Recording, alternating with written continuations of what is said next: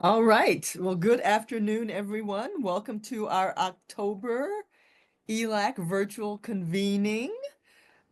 We have a great agenda lined up, which I'll go over in a second, but I guess would say that I'm appreciative of the warm weather again. I felt like we were already in fall and getting ready to be cold, and we had a little surprise. So I am appreciating it. Wearing lighter clothing and being happy for, if not sunshine, exactly, at least warm weather. So thanks for joining us today. And if you go to the next slide, I'll go through the agenda about what we're going to do today. Um, and just for the record, Kumar, who's our program officer from the Kellogg Foundation, won't be with us today, but he sends his welcomes. And so we're actually going to do a lot to talk about what's on the mind of Michiganders. We're having Brad Williams from the Detroit Regional Chamber to come talk about that. And then we're having Monique Stanton from the Michigan League for Public Policy to talk about the intersection of democracy and policy. And then Vanya Reese is going to, from you and I, one of our ELEC partners, is going to talk about some collaboration we're doing on a pilot project. So we're going to get kind of a lot of quick updates, particularly as we move into what we might be doing on advocacy in the coming year. And so really excited that you're here to join us today and can't wait to get started. So next slide. Okay, so it's my pleasure to introduce you to Brad Williams. Brad Williams oversees lobbying on key issues like Detroit's bankruptcy, public school reforms, economic initiatives, and leads the Chamber's candidate endorsements. And Williams also served as senior advisor in Governor Whitmer's 2018 transition. So we look forward to hearing from you, Brad, and learning more about what's on the mind of Michiganders. I'll hand it over to you. Well, thank you. Thank you for having me. And I guess I was going to try and play this straight and not say what my political leanings were, but I guess my biography kind of betrays what my political leanings are. So I will try and play this as straight as possible. And just let me start by saying I'm going to have plenty of, depending on who you're voting for, I'm going to have plenty of things that make you feel good today. I'm going to have plenty of things that make you feel nervous. If you're like me, you're sick of the random text messages, you're sick of opening your mailbox and having it filled with election reminders. You're just ready for this all to be over. And trust me, it will be soon. Many of you have probably already voted, and we'll be hopefully done with this on Tuesday. But let's talk a little more about how this is going to go. And I want to talk, kind of set this up by talking about two things before we really dig into the data and give you an indication of what we're looking at here. First of all, I want to make sure that you know two things. One is that our polling is, you're going to look at two different sets of data here. We work really closely at the Detroit Regional Chamber with Richard Schuba and the Glenn Gariff Group. The Glenn Gariff Group does all the polling for Channel 4 and the Detroit News. So if you open up the Detroit News and you see their polling, that is the pollster that we use as well. I've known Richard for a long time. I was one of the leaders of the 2016 ballot initiative to try and pass a public transit plan in Metro Detroit. Where we lost by about 10,000 votes, as did Hillary Clinton. We'll talk a little bit about why that happened a little bit later. Richard was our pollster and got to know him very well. And we've been working with him at the Chamber since shortly after that to get a sense of how Michiganders are feeling about the economy, about democracy, and about, particularly as we were going through the pandemic, how we were relating to the pandemic. So that's going to be the first set of polling you see. The second set is more focused on the election. But as Richard will tell you, every poll tells a story. And if you're just looking at the numbers, who's up, who's down, you're missing the story. There is so much data in there that is going to explain to you why things are happening the way they're happening, and is going to make the next several days and the days that follow much easier to understand, and hopefully help us all as leaders do the work do the work that we need to do. So if we can go to the next slide, I'm going to start digging into the policy related polling that we did. So first of all, we want to look at how Michiganders are feeling about the economy. And this data should be really interesting to all of us. For those of us who've been Michiganders for all of our lives, we understand what the economy looks like in Michigan when it takes a downturn. The old adage is that when the nation catches a cold, Michigan gets pneumonia. And Michiganders, our unemployment rate typically plummets far below the national average, or far higher than the national average, I guess. So when we ask Michiganders if they're concerned about losing their job, these numbers are quite stunning. Michiganders aren't concerned about losing their job. They're not concerned about finding a good paying job or that good jobs are available. These are slight decreases from where they've been, but they're still really strong. Michiganders feel pretty good about the economy and their job prospects here in the state. And that translates over to what we're seeing in the next slide, if we could switch over. This number is really moved a lot. When we ask Michiganders how they feel the state is doing, Michiganders moved up 11% since May of 24. 53% of Michiganders say Michigan is on the right track. Now, Richard will tell you that is not necessarily a reflection of how they feel about the economy, right? That can mean all sorts of things. It can mean the economy is going well, but it also can mean, we were asking these questions while the Tigers were making their run to the playoffs, right? It can just mean they're feeling good about their lives in Michigan. The Lions are playing well. This was before Michigan and Michigan State's football season started to take a downturn. So just because 53% of Michiganders say it's on a right track doesn't necessarily mean the economy is on a good track. But the fact that these numbers are skewing up tells us that Michiganders are feeling good about Michigan as a whole. What is interesting, and let's switch to the next slide, is how they feel about the economy generally. And the disconnect that we see between Michiganders' views of the economy, their views of their own personal situation, and the reality that we know is happening on the ground.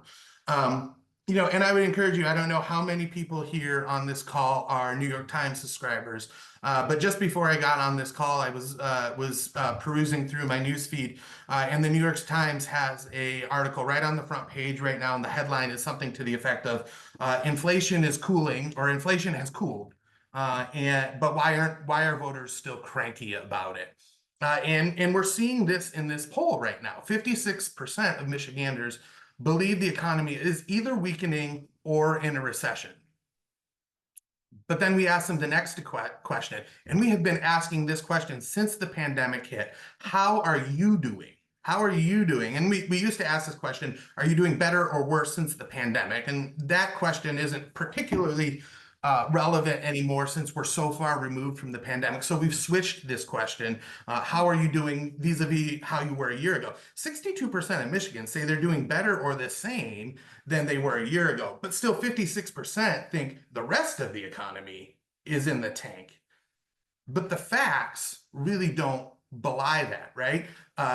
GDP has been growing at 3% or more for 2 years. Inflation is down to 2.5%. So the disconnect between how Michiganders view the overall economy and how they view their own circumstances, plus what we know are the facts on the ground, are dramatically different. And there's a reason for that. Historically, and this is what Richard will tell you too, when we get to election season, and for those of us who are old enough, we'll harken back to 1996. The presidential election generally has been decided on people's view of the economy. If they view the economy as strong, they're likely to vote for the incumbent party, right? In 1996, people had their views of President Clinton. They didn't necessarily like his personal life, but the economy was booming and he won in a landslide. That has changed now. People's view of the economy now is dictated by their view of the incumbent president. So if you don't like President Biden, you're likely to have a negative view of the economy. If you do like President Biden or are a supporter of Vice President Harris, your view of the economy is likely to be drastically different and view it as strong. So that is a drastic change that we have seen in the political views of Americans and Michiganders over the course of the last decade or so. Let's go to the next slide, and you can see this in stark contrast in Michiganders, especially in this EV debate that we are having in this election. And I will tell you, this EV debate that we are having in Michigan in the election, this is not a debate that is happening in Texas or Alabama or South Carolina or the other states that we're competing with for these automotive jobs. This is a debate that is happening in Michigan and Michigan alone. So when we ask voters if they believe that EV sales are going to increase or decrease over the course of the next decade, only 48% of them believe it will increase. 46% of them think that it will not increase. And of course, we believe this is somewhat informed by news coverage of production decreases and those sorts of things. But we also know that EV sales have increased year over year and are projected to increase. So again, we're seeing somewhat of a disconnect between Michiganders' views of the economy and what's actually happening. Now, the interesting thing here, and it's not you don't have the crosstabs in front of you, but these views are dictated almost to a T by where you live and how you vote. So if you live in rural Michigan, kind of outside of the automotive belt, your views on this are very different than if you live in Southeast Michigan, Lansing, Flint, the types of places that depend on automotive jobs for their economic future. So let's move on to the next slide, where we talk about whether or not we should be competing for these jobs in the future.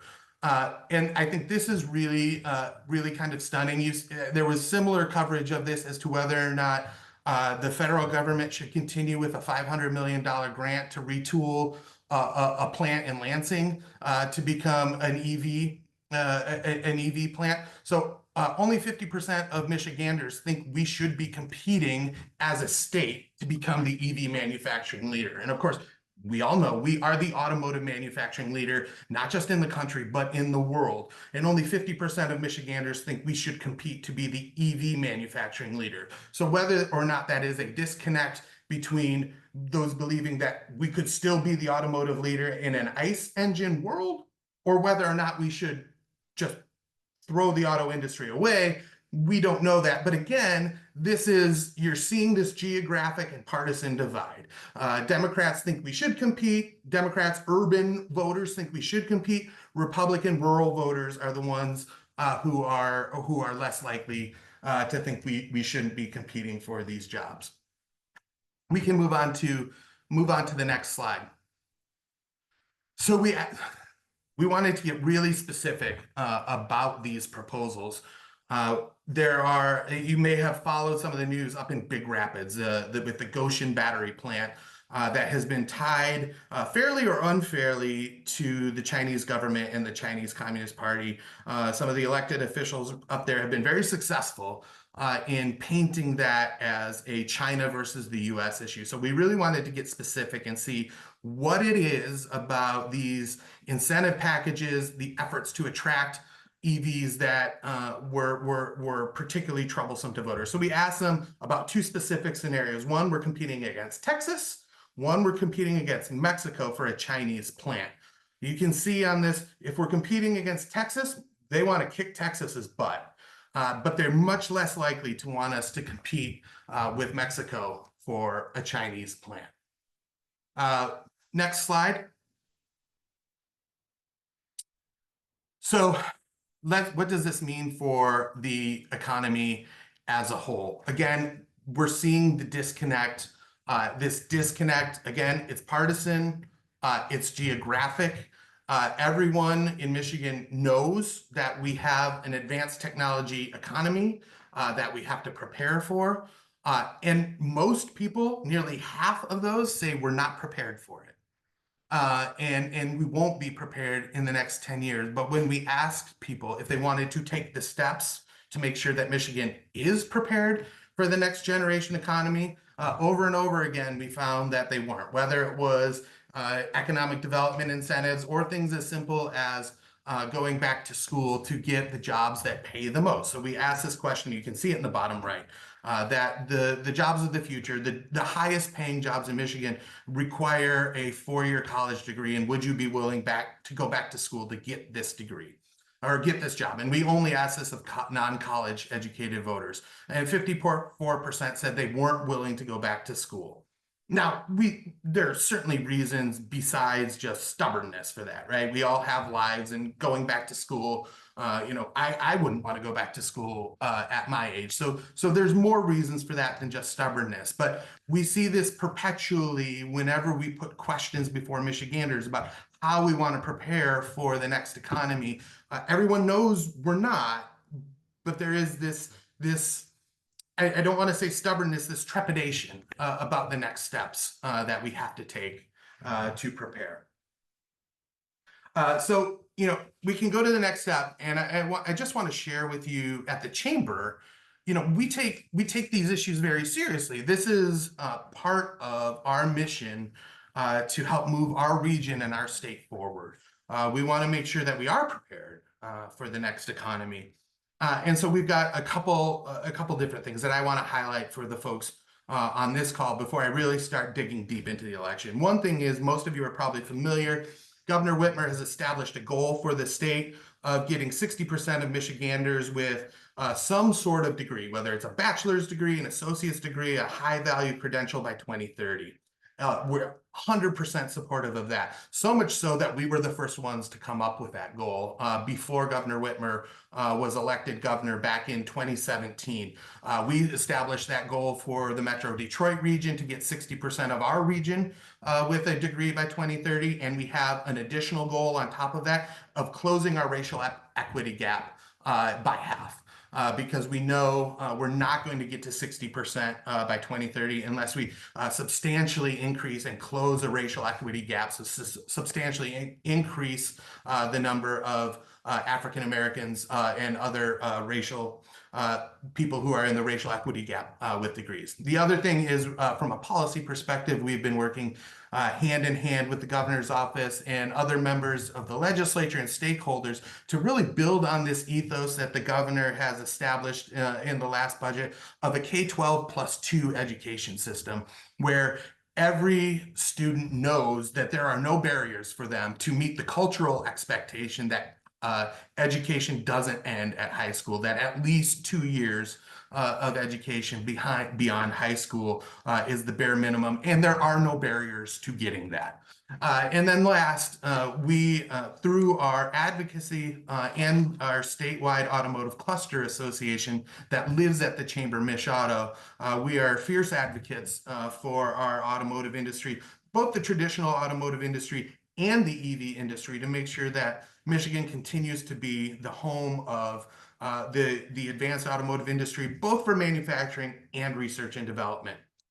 So with that, we can move into the next slide and start to talk about the election, because I know that is top of mind for all of us. But like I said, the polls here start to tell a story. And we're going to talk about the story of this election, not just who's up and who's down.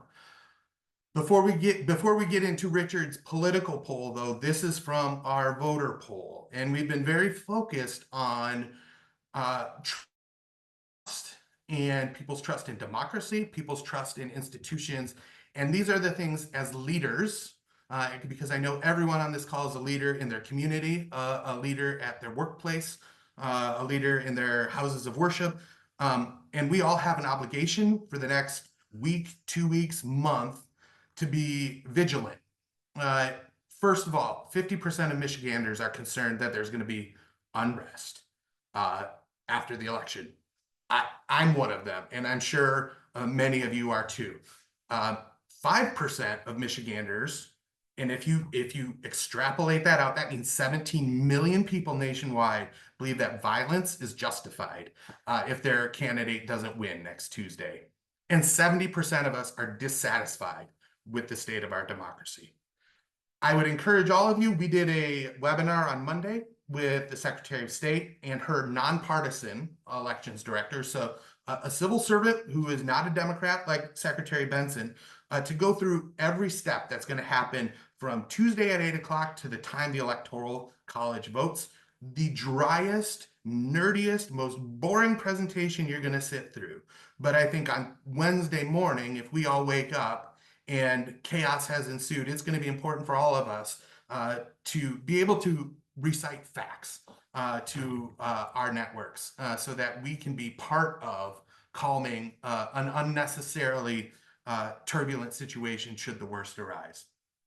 That's all I'm going to say about that, and we can extend that conversation. But now let's get into the juicy part of what's actually going to happen in this election. So we can go to the next slide. You're going to see these slides look different because these are the slides I present to our political action committee.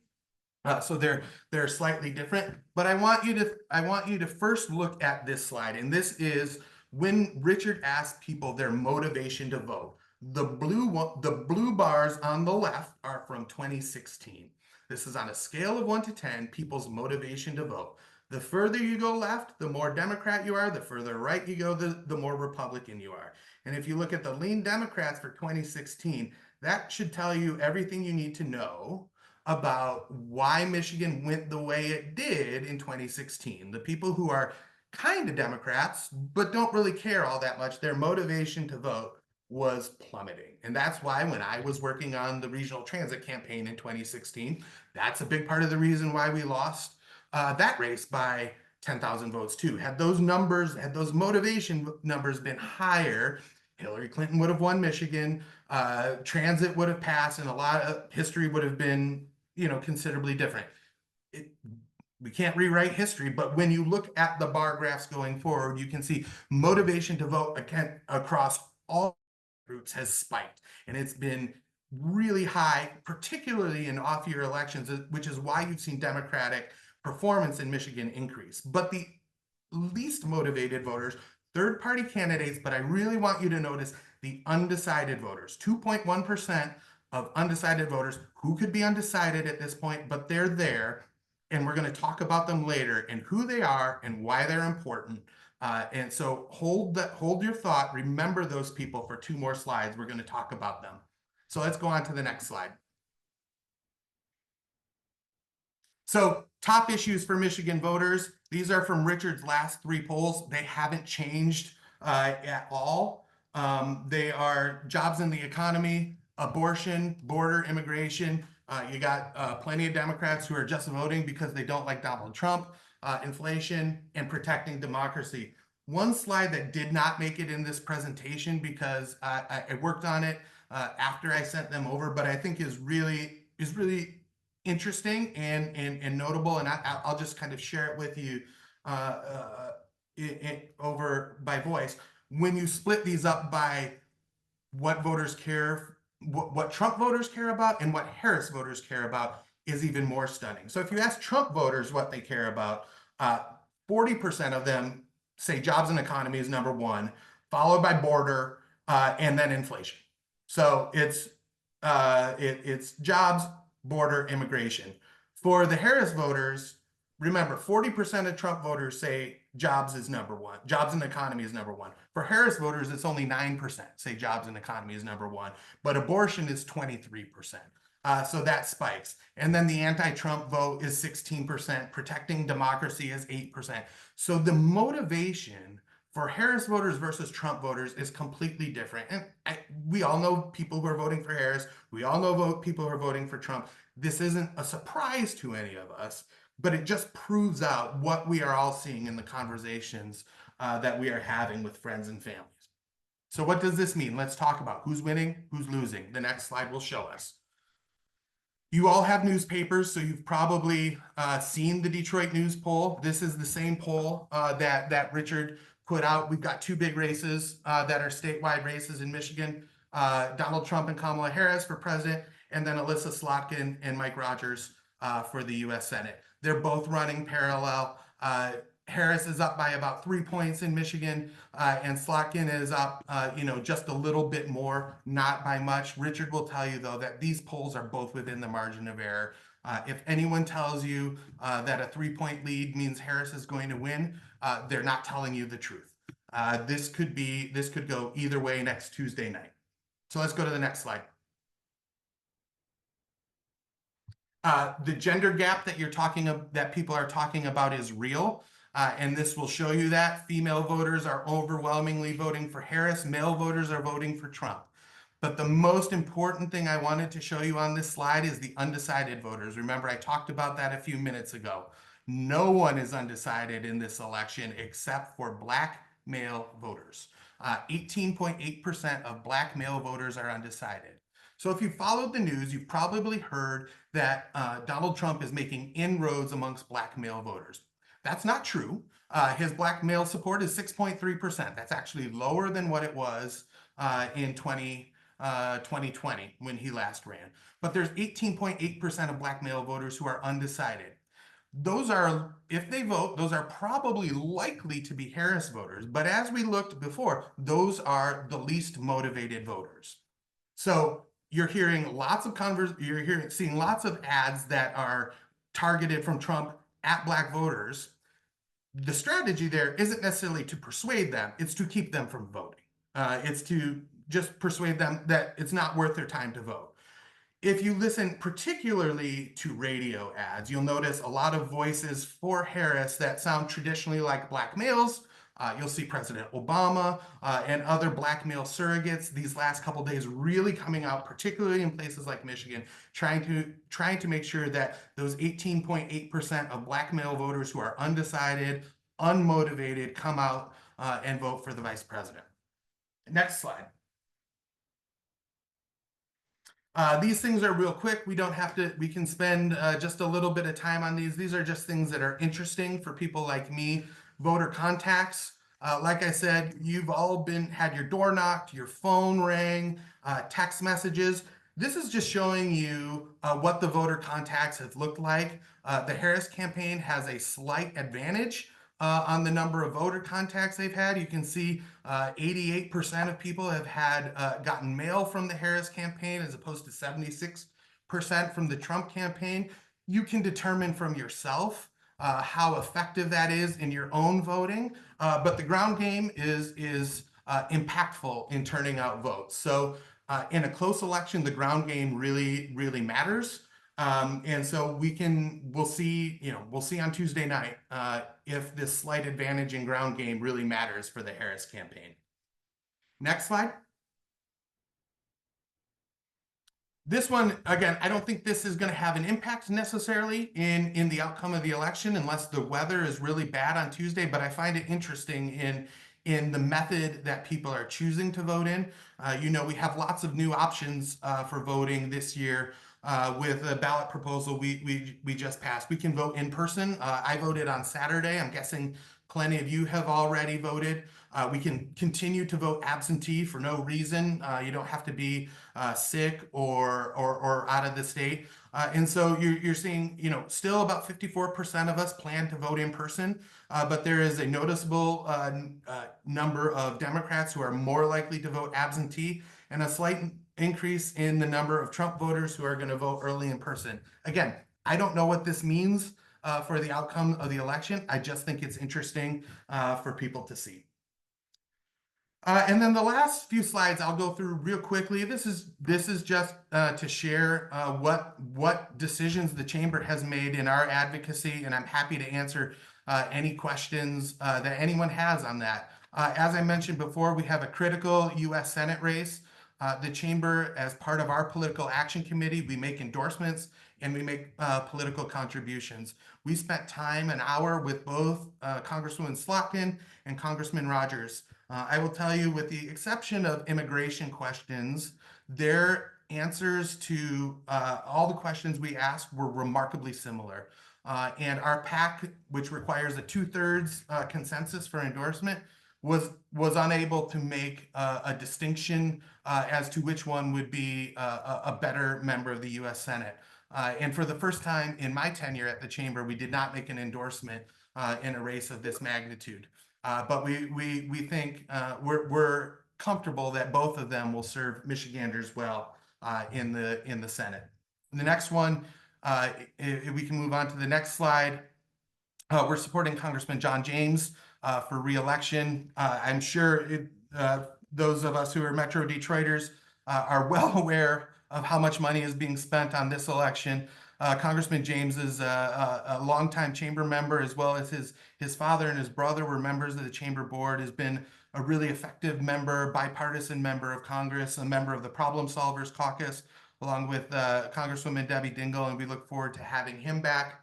And then last but not least, we have 2 open seats, and we can move on to the next slide. One in the Lansing area and one in the Saginaw Bay City area, where we're supporting Curtis Hertel for re-election. Curtis is a native Detroiter who's lived in the Lansing area since he went to college. This was the most expensive race in the country 2 years ago, and we hope Curtis gets elected. And Kristen McDonald-Rivet, many of us may have worked with her in her previous roles. She's currently a state senator, but prior to that worked at the Skillman Foundation in Michigan Future and had many interactions with those of us in the region. And then the final thing is the Michigan House of Representatives, which is critical to the work we do. The Democrats currently have the 56-54 majority, and they are one of the legs of Governor Whitmer's trifecta, which has allowed her to pass a big chunk of her agenda without much opposition for the last 2 years. They did that on the backs of Governor Whitmer winning an 11-point victory 2 years ago, which certainly, Vice President Harris, if she wins, it's not going to be by 11 points. And so it's going to, I think the Republicans have an advantage in taking back the state house this year. There are battlegrounds all over the state. No matter where you live, you're seeing ads, you're getting mail. And the advantage the Democrats have this year, if they do hold it, is that they have a lot of incumbents and they have a lot of money. But that's going to be absolutely vital to everyone on this call's ability to impact state policy. With that, I think I've gone well over the time I allotted. And so I would be happy to take any questions we have time for. I know there's a lot of information here, but please, if we don't have time for questions, I'm happy to, chat with anyone via email, cell phone, and happy to continue the conversation. So we do have a question and answer. So go ahead. Yeah, go ahead. Sorry, Trina. Just one. I was going to say same thing. Maybe 5 minutes of questions. Put it in the chat or unmute yourself if you have a question for Brad.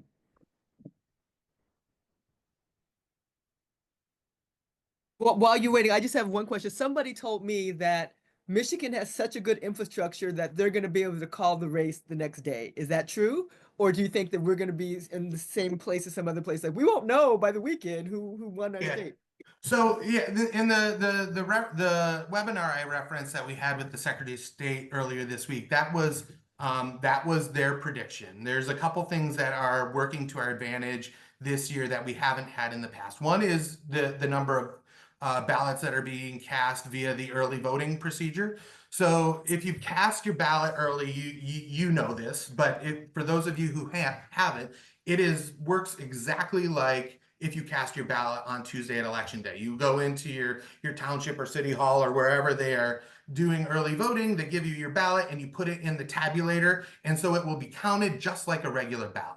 What slowed us down 4 years ago was absentee ballots. And so when you send your absentee ballot in, of course, it just takes time to open the envelopes, right? Just opening the envelopes adds a layer of time. And as many people as voted absentee last time, that takes some time. But every time you get an absentee ballot, you remember you've got to sign it. So there has to be a signature verification process. There are just some administrative processes with an absentee ballot that don't have to happen with a normal ballot, because those happen at the front end, right? They check your ID, they check your signature, all those sorts of things. What has changed this year is that we have allowed for pre-processing of absentee ballots. So all of that, the signature verification, the envelope opening, that can all happen before the polls close. And so we will be able to hopefully count our absentee ballots much quicker than we have in years past. So Tuesday night, we probably won't have all the votes counted. Wednesday, I think that is a good estimate. That's what the Secretary of State told us. And I think there is a good chance that Tuesday night, barring an exceptionally razor thin election, Tuesday night, the media should be able to give us a call on the race. You know, again, I don't want to, we could be in a state where we're, just like 2016, where it's a 10,000 vote swing either way, and then I wouldn't expect that the media will call it because we won't have all the votes counted. But if it's like 4 years ago, where it was 100,000 vote margin, my expectation would be that we'll have be able to characterize a winner. Thank you. Other questions? Either put in the chat or unmute yourself. Hello. I had two questions. One Yeah. was around lame duck. Is there anything Yes. that we can do in that region of time or the time frame? And the second is about the if we have friends, should we try, I mean, what's the best way to encourage them, but not like be too pushy? Because I know sometimes people have gotten like so many messages. So Yes. Yeah, I mean, I will tell you this. I'll take your second question first. I was out canvassing for Curtis Hertel last weekend. Everyone knows now my politics. And Curtis has been a longtime friend of ours. He actually lived next to my wife in the dorms at Michigan State. And so we went out and taught my 15-year-old daughter that not all campaigns are like what you see on the West Wing. You actually have to go out and do some work. So we went out and canvassed, and there was a woman that I came up to, and she came out her, she's like, I don't want it. I don't want it. No more campaign stuff. And I said, I understand, ma'am. I don't want it either. I said, but here's the thing. If you go out and vote, people will leave you alone, right? Because that is the important thing that I don't think most voters understand is every campaign every day gets an update on who has voted. Right. And so they're not going to waste their resources on trying to contact people who've already voted. Right. My mailbox and my phone traffic has gone way down since Saturday because they know I've already voted. There's no point in trying to persuade me anymore. So I would suggest that for your friends who have not voted yet, it's way better off if they do it now. It's gonna slow down the annoying traffic that they've been getting for the last several months. Lame duck, great question, and I know Monique's probably going to talk about that in her presentation as well. And I know they have a number of priorities. For us, there's a number of things we're looking at. The Supreme Court this past year reversed an act of the legislature from 2018 to put back in place Earned Sick Time Act and a minimum wage hike. The chamber wants to work on some legislation to implement that. The policy was not what we wanted, but we understand that we probably lost on the policy. But there are some implementation questions that we have as to how to make it work so that when it goes into place in February, that both employers and employees aren't caught in an administrative nightmare because it wasn't necessarily drafted in a way to work with the current law. There's a big economic development package that we would like to work through that will help us put the SOAR program back in place, which is the state's main economic development tool, and extend it for another 10 years so that we can compete for these EV jobs of the future. And then, like you mentioned, lame duck, there's 9 session days. Depending on who wins or who loses their reelection, there are people who are going to want to push through their priorities at the last minute because it might be their last chance to get through. It might be something we like. It might be something we hate. And so everyone has to be diligent in watching what happens. I always tell our team that you must be present to win. If you're not standing outside the doors of the Capitol while the legislature is convening, you're going to be on the menu and they're going to eat your lunch. All right, we have time for one more question if anyone has one for Brad.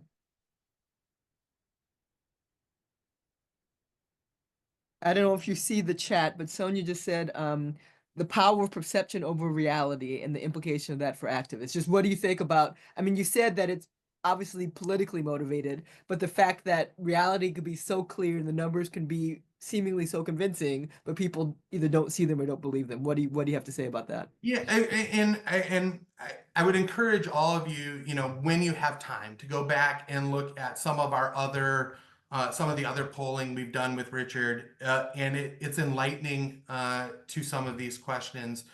When we ask people about the news sources that they trust, and this isn't news to anyone here, the polarization of the not just the news sources we trust, but who we trust, I think has really been to our detriment, right? And part of the way I view this is, we all know that there is a distrust of kind of the mainstream elite East Coast media, right? Whether it's the New York Times on the left or the Wall Street Journal on the right. What has changed is that none of us get the Macomb Daily anymore or the Oakland Press. And what used to happen when I was growing up is that the New York Times would break the story, right? And, people would decide whether they believed it or not, but then the AP would pick it up. And the AP would report it in the Macomb Daily and the Oakland Press. And because it was in the Macomb Daily, voters, whether they were on the left or the right, believed it. That's what I think we're really missing right now, is that filter who takes the great reporting that's happening, whether it's at the New York Times or the Wall Street Journal, and brings it down to a source that's trusted by every American and every Michigander. I don't know what the answer to that or what the solution is, but I think if the Macomb Daily, the Oakland Press, the Petoskey News Review that I delivered as a kid, if those were still primary media sources for more Americans, I think we'd be in a much better place. Well, on that note, thank you so much, Brad. We appreciate the time you took to put this together, the information that you've been able to share. I know that this is going to be a busy week for you, so we appreciate you taking time to spend with us. Yeah, I've got no fingernails left, but I'll keep biting them. And so if you need to leave, we understand, but if you want to stay for the rest of the presentations, you're more than welcome to, but I just want to thank you again for your time. Great, thank you. Appreciate everyone's time. Okay, next on our agenda, we have Monique Stanton. I guess I could say that I've met her through Leadership Detroit and know that she's a wonderful person. But right now, she serves as the president and CEO of Michigan League for Public Policy. And Monique has dedicated her career to promoting social justice, advancing equity in Michigan. She's also committed to addressing economic inequality, advancing racial equity, and promoting the health and well-being of Michiganders through public policy change. So previously, before she came to Michigan League for Public Policy, she served as president and CEO of CARE of Southeastern Michigan, which is one of Michigan's largest peer recovery coaching programs. So with that, I will turn it over to you, Monique. We look forward to hear what you have to say about the intersection of democracy and policy from your organization's agenda. Great. And can everybody see my full screen and not my shared screen? Or can everybody see okay? Yes, I see it in okay. presentation mode. Right, Yep. Monique, Okay, yep. and you don't see my notes, right? Okay, No. thank you. No, no. Well, thanks, Trina, Sonia, and Fatima for inviting me. It's really great to be among friends. Sorry I had to join a little bit late. I was on a scenario planning call around the election just before this. So lots of thoughts and lots of talk around election. So my title of my presentation really is around the intersection of democracy and policy. So the Michigan League has served the state of Michigan for over 112 years. We have been deeply focused on a policy agenda focused on economic and racial justice and addressing the historic inequities in our state. And so today I'm going to talk a little bit about voting, about democracy, and how those two things really come together, and then a little bit about lame duck and what the League's policy priorities are. We touch on a wide range of issues. If you're not familiar with the League, we're home to Kids Count, which is the annual profile about the health and well-being of kids in Michigan. We do work around healthcare, social determinants of health, housing justice, food access, immigration, criminal justice reform, economic security, and that's what we're really here to talk about today, is some of our economic security work and our workers' agenda. So the first thing I want to talk a little bit about is the big myth around what nonprofits can do around lobbying and advocacy. There are lots of organizations that do some really in-depth, deep trainings. I only have a couple of slides here but this is to give you an idea about what nonprofits really can do and can't do. There's a lot of misconception really that nonprofits can't lobby, can't advocate, and that really is not true. There's a strong space for the nonprofit advocate community to take a part in advocating for policies that really can improve the lives of people that we're serving. And so we'll talk a little bit about the elephant in the room today.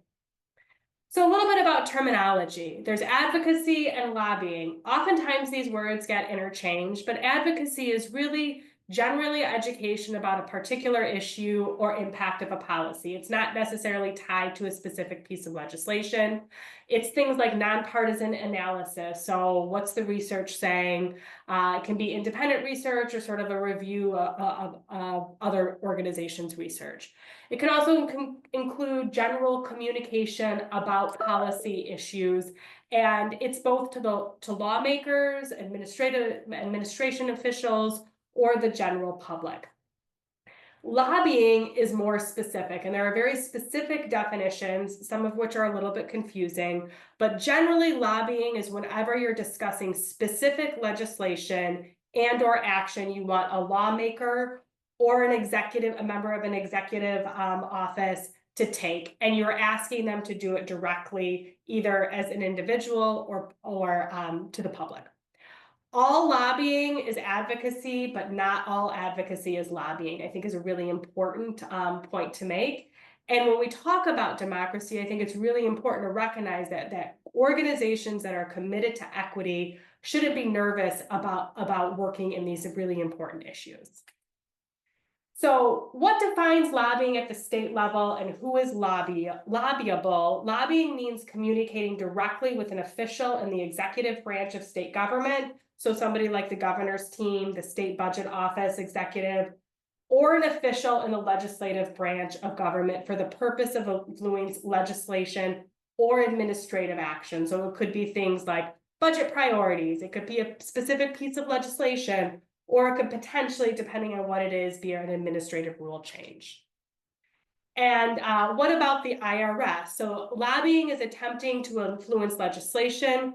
Organizations may, however, involve themselves in issues of public policy without the activity being considered lobbying. So the important piece here is that there are differences in the IRS regulations for nonprofit organizations compared to what the state says. And so there's different standard requirements for reporting. If this is something that you're looking at really engaging in at a more robust level, we really recommend that you either speak to an attorney or reach out to Boulder Advocacy. The Michigan Nonprofit Association is also getting in the coming months to release a new advocacy primer that I think will provide some better clarity on some of these particular issues. So some things that are big no-nos. If you are a nonprofit and you're classified as a 501c3, you cannot endorse, contribute, or coordinate or align in any way with candidates or political parties. And so the League is a nonprofit organization. We never endorse candidates. We are not aligned with one party over the other. We work across both sides of the aisles and have had a long, solid history of getting wins and advancing our public policy agenda, working with both parties in office. Nonprofits, and this is where it can get specifically confusing, depending on how you're funding, typically state funding sources. So if you're a nonprofit that receives state or federal funding, you cannot use that state or federal funding for the purposes of lobbying. You would have to use other dollars in order to lobby. So when in doubt, as an individual, you are entitled to engage in unlimited lobbying activities or political activities. So if you are an individual, you can volunteer for a campaign, you can endorse a campaign, you can talk about things. I will say that you should caution yourself. So for instance, myself as the Michigan League, head of the Michigan League for Public Policy, I do not ever put out on Twitter who I would be voting for, because that could look like I'm endorsing somebody. So I'm very careful about sort of what public messages I use. But these rules do not typically sort of impact what you do in your personal life. So you really want to make sure when you're digging into this work, if you need to be an official registered lobbyist, If you do register, you become an active participant and you're making and sort of shaping policy decisions. That's something you would look at the Michigan Secretary of State's office. And again, some really good resources out there include the Boulder Advocacy Guide, the updated Michigan Nonprofit Guide when that comes out. And these are sort of tools and resources that you can take advantage of to get more information about this issue. We periodically offer through our community engagement team trainings and conversations around this, but this is just to sort of give you a high-level overview of what you can do as a nonprofit. So shifting away from that important part of sort of advocacy as being part of our rights and ability to engage in the democratic process, what are some key issues that the Michigan League is working on focused on workers? And so to sort of set the stage, I want to talk a little bit about minimum wage and earned sick time, as well as sort of where we're at in terms of poverty levels in Michigan. So roughly 13.5% of Michigan families fall below the federal poverty level.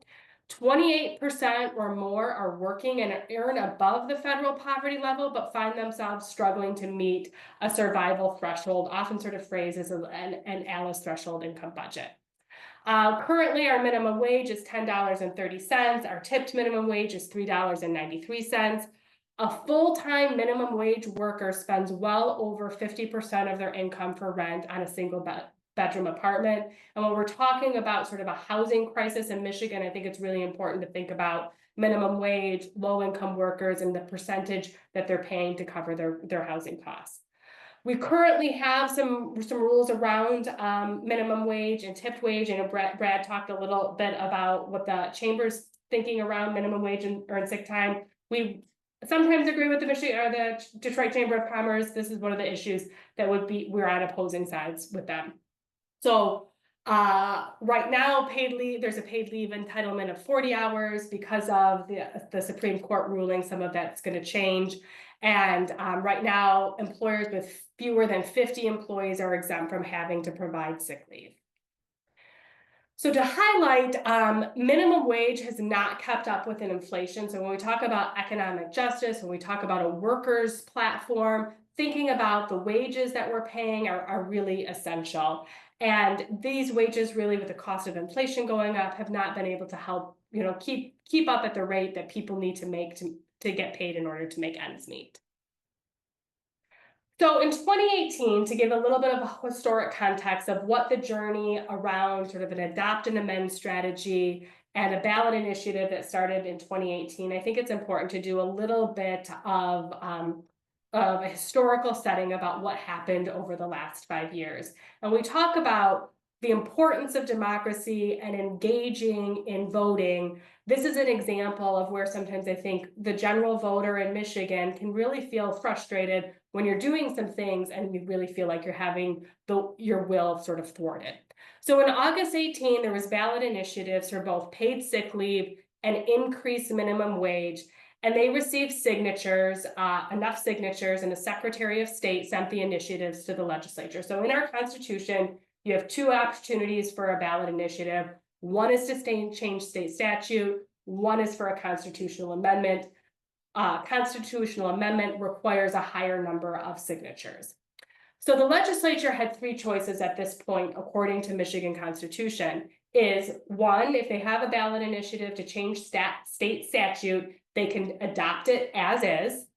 They can send it to the ballot as is, or they can send it to the ballot with changes. And you have two things that the community of Michigan would be voting on, option A or option B. And you would see which one would get the most votes and win and change the state statute. So in September of 2018, the legislature chose to adopt both voter initiatives. They opted not to send it to the ballot, either as is or with a second option. In December of 2018, the Attorney General at the time, Bill Schuette, issued an opinion that the state constitution did not prohibit the legislature from amending initiatives adopted in that session, which this is something that had never been done before. And so the next day, the Michigan legislature passed amendments to both initiatives, severely watering them down. And this is where many people really felt like their efforts to collect ballot signatures to ideally get something in the ballot was thwarted. So in 2021, Mothering Justice filed a lawsuit with the Michigan Court of Claims in order to invalidate the legislature's amendment and stating that the adopt and amend strategy was not an option for the legislature. It worked its way through the court process. I'm not going to go through each sort of decision, but coming up to July of 2024, the Michigan Supreme Court reversed the decision of the appellate court, ruling that the Constitution gives the legislature 3 and only 3 options when a voter initiative is served. And so therefore they can't use this adopt and amend strategy. So what does this mean for earned sick time and pay and minimum wage in Michigan?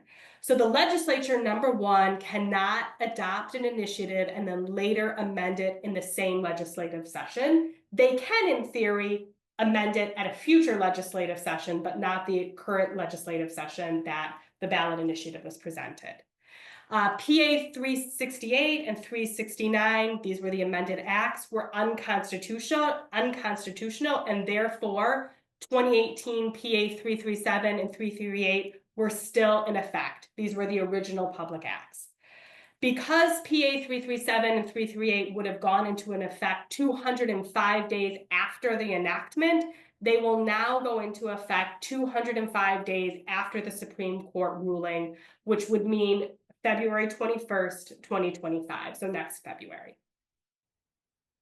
So what's included in this change? So the court has requested a revised schedule of minimum wage, so it includes a boost to minimum wage. So it makes a shift for the tipped minimum wage, does not prohibit individuals from tipping, but it does boost the tip minimum wage, and it increases the lower minimum wage. And so the other piece that's included, since this is two state statutes, is that all businesses in Michigan must provide paid sick leave to all of its employees. It's 1 hour per 30 hours worked. Businesses under 10 employees, it's 40 hours per year, and unless employer acts a higher limit. And businesses with 10 or more employees, it's 72 hours per year unless an employer enacts a higher limit. So these are high level. I'm not getting into all the wonkiness about specifics, but it's really having a boost to many people's earned sick time in Michigan. It's allowing leave to be used for illness and mental health care and treatment. Coming out of sort of a behavioral health background, it's really important to see that both physical health and behavioral health are recognized. It also includes being the victim of a crime, care or treatment, and includes to take care of a family member for any of the above things. And it includes public health emergency closures. Notice, it's for sort of foreseeable notice, and non-foreseeable is meaning sort of as soon as practical. So if you know the night before you have the stomach flu and you're not going to be able to come into work, that's when you would provide notice, is sort of the example.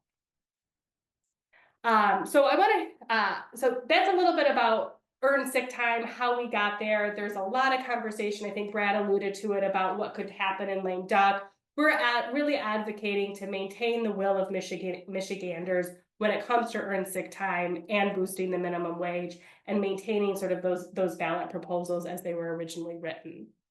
So that's one of our league's many worker-focused priorities. Another priority in Michigan is really around enacting paid family medical leave. And there's a lot of confusion about what's the difference between earned sick time and paid medical leave. For earned sick time, that's the type of thing, you get the stomach flu, your kid's got pink eye, you have to go to the doctors because you're sick for a day or two, you have the flu. It's for sort of short-term reasons. Paid medical leave is for the big things in life. It's for the exciting, wonderful things like bringing home a new child. It's also for the really hard things when maybe you have a parent that you're taking care of and is experiencing their end of their life, and you have them at home and they are participating in home hospice in their final days. Or it's when maybe you or your spouse or your child have something like cancer and you need to take an extended leave. So right now, 77% of Michiganders do not have access to paid family or medical leave. Even unpaid leave is inaccessible for 63% of Michiganders. A single parent earning minimum wage would spend 57% of their income on childcare for an infant and child-based care. So when we talk about the childcare crisis in Michigan, paid family medical leave for that first 3 to 4 months of a child's life really can help act as a boost to the childcare system. Even families that receive subsidized childcare, they face barriers, and this really can help provide an opportunity to make sure that infants are being cared for. And when parents can't find childcare, we know that they can't work. There's unaffordable childcare costs in many areas that are linked, and so paid family leave really can act as a way to help support some of that. So some other key issues. There are 29.6% of nursing homes are experiencing staff shortages in Michigan. Paid medical leave would help enable more people to stay home to help care for aging parents and care for their loved ones. 44% of individuals who take unpaid medical leave for illness or caregiving report an inability to pay for an unexpected expense of roughly $400. And 28% report making it being difficult to make ends meet. So people in this caregiving role are typically struggling. Nearly 1/3 of people who become seriously ill in the United States report that they either lost their job or had to change jobs due to the need of accessing leave. So paid medical leave has some really positive impacts, both for workers, for businesses, as well as individuals. It's been shown to reduce infant mortality and improving lifelong health outcomes for children. There's a reduction in symptoms of postpartum depression and parenting stress. It creates stronger economic security for families. There's also some data out there that shows it improves worker retention, productivity, and morale. And so these are some of the things, if we talk about implementing a true paid family leave program in Michigan, that could become the reality for many people. So some benefits from other states: paid leave lasting 8 weeks or more increased a child's health and reduced rates of postpartum depression. Postpartum depression rates decreased by 2% per week of leave. And for economic security, California's paid family program lowered the poverty among mothers of infants by 10.2% and increased household incomes for those mothers by an average of just over 4%. The program also lowered food insecurity households after the birth of a child. There are some business benefits. So more than 70% of small business owners say paid leave in their state has helped them retain workers and compete with larger businesses. So as a smaller employer, sometimes nonprofits have a hard time thinking of themselves in that way.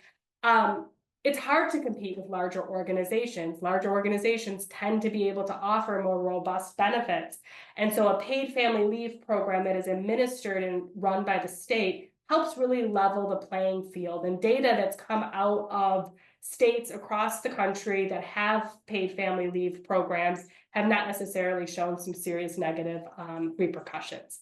90% of businesses in California, when asked, said their paid leave program had a neutral or positive impact on productivity. So when we talk about workforce participation, when we talk about productivity, there's some good results in terms of the implementation of a paid leave program. So I'll talk a little bit before I go into unemployment. So in Michigan, there's a package of bills to create a paid medical leave program in Michigan. Right now, the bills stand at 15 weeks of paid medical leave for your family to either care for the birth of a child, to take time off because you have a major illness, your child, your parent, or your partner has a major illness. It includes some time for bereavement, a shorter amount of time for bereavement, and then things like if you're a victim of crime or experiencing domestic violence or sexual assault. The program would be paid for as a program where you have an employee contribution through a payroll tax, and the program would be administered by the Michigan Department of Labor and Economic Opportunity. For businesses with less than 25 employees, there would be an exemption for employers to have to pay that program or pay that fee. Their employees would still be required to pay that fee and would be eligible to participate in the program. And so when the person's out on leave, the state, their wages would be compensated and paid for by the state through that initiative. We see this as an important issue related to racial equity. Historically, people of color, specifically Black women, have been left out of paid family leave programs. And so it's hard to really think about the intersection between racial equity and policy. And it's one thing for organizations to sort of put out statements around, we value racial equity, we are committed to diversity, equity, and inclusion. It's another thing to look at both state policy and law as well as internal practices to advance equity. And we see advocating for paid leave is really a solid way to do that. So then another a part of our workers' agenda is a strong unemployment insurance system. And so we have been involved in conversations with a strong UI system. We believe our unemployment system provides vital support for people who have lost their jobs through no fault of their own. It offers temporary replacement of part of their wages, helps pay for basic needs like food and housing during job search, and is really an important part of making families economically secure during vulnerable times. And so we have a couple pieces of legislation that we're looking at.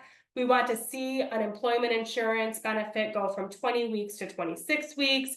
We want to bring Michigan specifically in line with the majority of other states, especially those in our region. And Michigan is currently only one of 12 states not offering up to 26 or more weeks of benefit. And so this would be a good opportunity to make Michigan a little bit more competitive in that particular area. In the Midwest, we offer the lowest maximum benefit of overall coverage and have very restrictive eligibility rules. Our current benefits are not clearly keeping up with inflation and aren't enough to cover housing costs and basic needs during unemployment. Applications for assistance are often long, complicated, and confusing, so it can be hard to access other parts of our social safety net in Michigan. And errors specifically can deny benefits to eligible individuals. Forced acceptance of low-paying jobs can lead to permanent and risky household budget cuts. So we really want people to make sure that they have the time and the economic resources so they're able to find a good-paying job during that period that they're unemployed. And families, without sort of this strong safety net may end up worse than before. Those are a couple of our big policy priorities related to workers. And so in case you aren't aware, in a few days, there's an election on November 5th. And so there's a lot of scenario planning around what's going to happen both at the federal level as well as what's going to happen in a lame duck period. And so we have a number of lame duck priorities. Some of that will be impacted in terms of the Michigan legislature. So right now, both the Michigan House and the Michigan Senate are majority Democrat. Governor Whitmer is obviously a Democrat, so there's a Democratic trifecta. The Michigan House is up for re-election right now. I'm not sure how much of this Brad already went over, but there's a 2-seat majority in the Michigan House. And many of those seats that change are very competitive seats, some won only by a few hundred votes in either direction.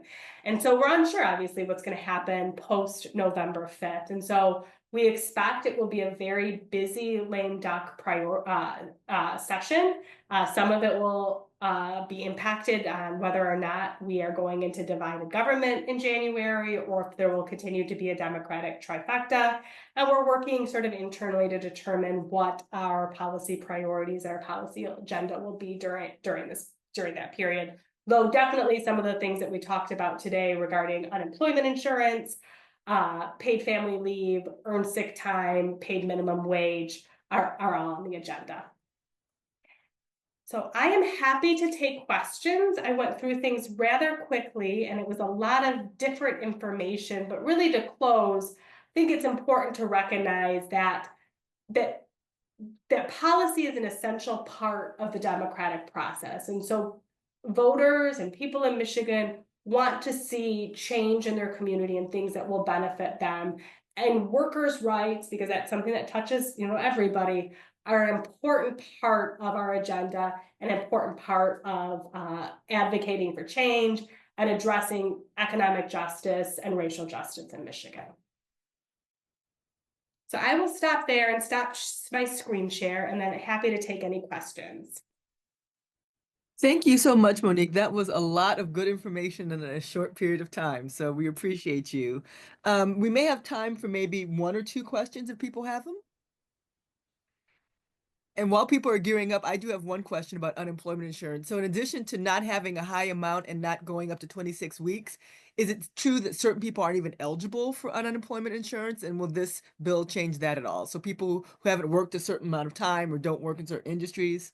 So Trina, I have to go back and see if it changes any of the eligibility in terms of industry or not. I think one of the important things to note about unemployment insurance changes is around, it's typically for people who have lost their job through no fault of their own. So if you've been terminated from your employment for something like gross negligence or stealing or not showing up to work, you would likely not be eligible for unemployment. It's a complicated process in terms of that determination, but it's not something that's necessarily eligible for everybody. But I'll find out if that changes any of the eligibility standards. I don't think it does, but I want to confirm that.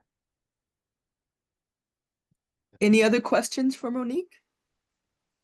Monique, that was fabulous. You did an excellent job and you made it so interesting and accessible to us. I do have a question. Can you give us a snapshot of the other areas where MLP devotes time and energy and advocacy in its policy advocacy work? You focus on worker-centered policies. Can you Sure. just a quick overview Yeah. of the other areas that MLPP weighs in on? So we really touch on probably most things that individuals here care about. So we have a team of analysts that work on a variety of issues. So for healthcare, we look at things like Medicaid redetermination. We're advocating for Medicaid continuous eligibility for children birth through 6. We do a lot around maternal infant health and addressing health disparities. We touch on behavioral health, mental health in schools. In our social determinants of health work, that includes things like housing justice, food access, disability rights. So things like source of income protection, representation for eviction expungement. We do work around schools and education from cradle up through career. So deep analysis if you're interested in school budget, deep analysis around school budget, school funding, priorities in that area, home visiting, early childhood, so making sure that kids have a healthy start in their lives. We do work around immigration, so we've been a longtime advocate for restoring driver's licenses for undocumented people in Michigan. We think that's a right that people should have in our state. We've been also involved in criminal justice reform. And in that economic security, I really touched on worker issues, but we have been a longtime advocate for things like TANF, which is temporary assistance for needy families, cash transfer programs, and how can we better utilize cash. So underlining all of our work and a through line through much of it is sort of our budget and tax work. So first, do we have an equitable tax system in Michigan?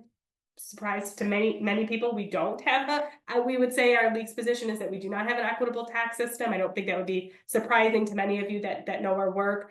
And do we have are we using our state budget, which is our biggest values document? It shows us what we believe.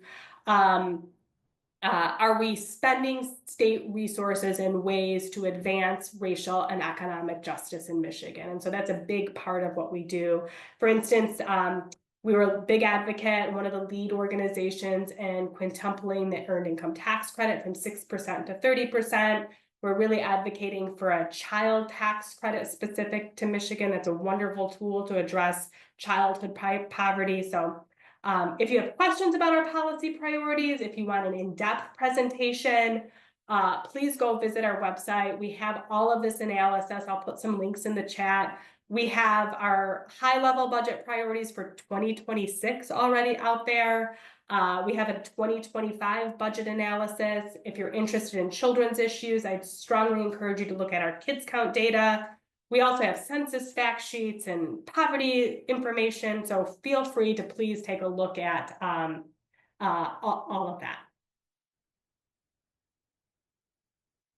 Great. Thanks again, Monique. I think we have to stop this portion of the conversation, but we appreciate your time and all the great information. And I'm sure if we have any other questions about advocacy or any of the specifics you go, particularly as we move forward in the year, we'll be in touch. And so now I have the honor of introducing, well, not really introducing you, most of you know Vanya, but to present Vanya Ruiz. We've been working quite a bit this week on lots of things, so it'd be exciting to give her a chance to present on another bit of work that she does with EELAC. So Vanya Ruiz is the Youth Workforce Development Coordinator at Urban Neighborhood Initiative, UNI or UNI. She leads and oversees all youth employment programs, servicing over 400 young people through year-round employment and summer employment through Grow Detroit Young Talent. Vanya is also leading the implementation of a collective impact network that will develop a neighborhood collaborative or collective impact strategy with organizations that provide wraparound support and career pathway to support opportunity youth in the neighborhood better. She has a strong history of bringing together partners to provide high-quality opportunities and resources that will connect and encourage youth to achieve long-term economic success. So Vanya, we look forward to all you have to share with us. Thank you. Thank you for giving me some time. So I know we have just a few minutes, so I'll try to go through this quickly and provide a high-level overview. As Trina mentioned, I am the Youth Workforce Development Director at UNI. For those of you that don't know UNI, we are, a neighborhood place-based community development nonprofit organization in the Springwells neighborhood of Southwest Detroit. And since 1997, we've been working with young people and families through our education, community organizing, and leadership programs. And our work really focuses around education, land use, community leadership, and a vibrant economy. So here I am to talk to you about a pilot project that we've been working in partnership with EELAC, Detroit Future City, and other partners around equity and advanced mobility in a neighborhood-based career pathways model. So next slide. This will just give us a quick overview of what we'll talk about. It's a project overview, some insights that have influenced and informed this pilot, some details about it, and updates of what we've been doing and how you can get involved if you would like to. So next slide. So the purpose of this pilot is really to flip the script by putting community needs at the forefront of program design rather than retrofitting existing systems. So we're really looking to increase the representation of low-income Detroiters and quality of life careers within the advanced mobility sector. It really started out of conversations with SDBA and EELAC, and then other partners have gotten involved along the way that I'll share with shortly. Next slide. So what we ask from our partners, a commitment that all partners, are dedicated to challenging that status quo, so that we can really foster economic growth for those who have been marginalized by putting community needs at the forefront of the program design. So I'll go ahead to the next slide. So as I mentioned, there were some sources and research insights that helped to inform and really have pushed this forward, mainly coming out of the Equity and Advanced Mobility Symposium and those takeaways that happened earlier this year through some of the research pieces and that have been published. The Detroit Workers and Job Seekers Speak, through the U of M School of Social Work Engage, the Equitable Workforce Development for the Mobility Sector by Detroit Future City, and then more recently, we were able to look at the career profiles that were recently published through the EV Jobs Academy by WIN, as well as taking into account the approved EV Jobs Academy curriculum that's going to inform this pilot. Next slide. So to not go through every single piece, I kind of put together a high-level overview of some of the key takeaways and findings that we were able to see throughout all those the sources that I mentioned. One of them was there's an information desert, right? And we know that. How do we make sure that we are communicating training opportunities and employment opportunities in a way that connects with the residents in our community, and facilitating true employer collaboration with organizations who are doing this work. And then our other insight was around needing for comprehensive job seeker assistance. We know that it's important to address barriers, but there are other barriers that we hadn't thought about really addressing through program design, such as addressing psychological barriers. That can be a huge barrier for someone to maintain and retain employment if it's overlooked as a traditional barrier to employment. Next slide. Another insight was, we know job seekers, especially those that are marginalized, face multiple barriers that may hinder employment retention or even access to employment or training opportunities. So we're really looking at developing targeted strategies to mitigate these early on, like I said, including that in the program design versus looking at those barriers once the participant is going through the training program. And another insight was employer engagement. It's important for us to engage our employers and especially as partners in creating pathways into this new industry and not just for job placement. Next slide. And then job placement, right? We want to make sure that there are jobs for those that complete training and that they're quality of life jobs. So making sure that we're also thinking about what are the systems that we need to put in place to be able to evaluate this and to make sure that we can track that long-term satisfaction. What are the factors that are contributing to that? What are some of the things that our employer partners are doing that helps to maintain this long-term job satisfaction? Next slide. So I'm going to talk through some of the goals now. As you can see, this is kind of the research that all the momentum that led to this.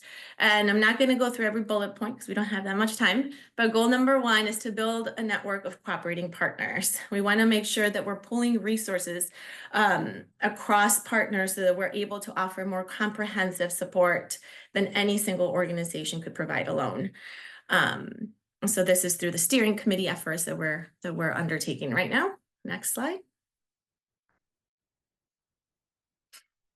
Goal number two is to identify and address barriers to work readiness that are specific to a population in our community. So by addressing all of these barriers, childcare, transportation, financial barriers simultaneously, we're creating a robust ecosystem of support that traditional programs often overlook. As I mentioned, we want to address those and build that into the program design so we can remove as many barriers for those that are going through the training so they can have access to these job opportunities. Next slide. Our third goal is to strengthen curriculum effectiveness and alignment with industry needs. Again, working with our high schoolers, our high school partners, as well as employers, we're really challenging the traditional notion of qualified candidates by really focusing on potential and lived experiences as well, rather than just formal credentials. So how do we build on-ramps for all that can be equitable, that all would have equitable access to participate in? Next slide. I feel like I'm rushing through it. I apologize. Goal number four is to facilitate entry into these training programs and jobs. So we're not just asking employers to hire candidates that finish these trainings, right? We're involving them from the very early on process as we're building this program design so that they can help us to reimagine the talent pipeline from education to employment. So that is one thing that we're really focusing on to bring on these employer partners and helping them champion this along. And next slide. Okay. So I just wanted to share some of the committee members who have been supporting. We've had 2 steering committee meetings so far, and these are the members who have shown up, as well as new experts and additional advice that we've been given along the way through our meetings with Focus Hope, GEM, and AGI. Next slide. So just a few updates of what we've been doing so far. We were able to participate and attend the MAGMA Advisory Council Roundtable, where they really talked about clean energy and electric vehicle education and some exciting opportunities for Michigan. And so that can definitely influence and impact our pilot. And then we've had, as I mentioned, these one-on-one meetings to really do resource sharing, connecting to other people who are doing this, so we're not reinventing the wheel. And so Focus Hope has been instrumental at providing some of their input around workers' voice, and EGI at the University of Michigan connecting us with those resources around the EV Jobs Academy recognized curriculum, and DFC, Detroit Future City, with connecting us to GEM and helping us with additional resources, research, and insights. Next slide. And then one thing that our committee did, our steering committee did, we did talk about all these barriers, and we know there are multiple barriers. So, but these were the ones that stood out the most to our members that we want to make sure that we're looking at and addressing as we build and design this pilot. I'm sure none of these are new to any of you, but we want to make sure that we're taking into account all these barriers as we're building out this pilot program. Next slide. And then here are some subcommittees. So if you do want to join and this is of interest to you, either if you want to provide your expertise once a month in our steering committee and join one of these subcommittees, these are what we think are needed. But obviously, as the pilot evolves, there may be new subcommittees that are developed or that these transition into something else. But obviously, curriculum alignment committee, employer engagement, barrier identification, this is where we're really focusing on that ecosystem map so that we can identify all the assets in our neighborhood and to maximize resources. Youth engagement and career exploration, community outreach and awareness, understanding that we have to be aware that it has to be culturally competent and linguistically competent for our residents, and workforce development and training. The next slide. And so this is just going through some next steps. I don't know if they didn't show, but okay, our next steps are, as I mentioned, creating that ecosystem map, creating some of these career pathways, and by being informed through the research that's been offered through our industry experts, and then participating in the subcommittee so that we can move this pilot and hopefully launch it at the beginning or near the early 2025. I tried to run through that. Fatima, hopefully if there are any questions, feel free to reach out to me, or I'll definitely share the link and the information about our next steering committee meeting in November. So any of those of you who would like to join and listen in, learn more about it, and potentially support through joining the subcommittee or one-on-one informational meetings, I highly encourage that, and I hope to hear from more of you. Thanks, Vanya. Vanya, we did have Alfonso in the chat say that he didn't want to join. He stuck his email in the chat as well. So if you want to take note of that. And also Jonathan Clark of Walker Miller Energy. So awesome. So we're going to be wrapping up. Hopefully we'll be done in the next minute or two. As a reminder, we are only going on to 1:30 nowadays, not all the way to 2. But I did want to really quickly just give a shout out to James Willis, who's part of Gesher Human Services, who just joined our EELAC. James, if you want to just say a couple words.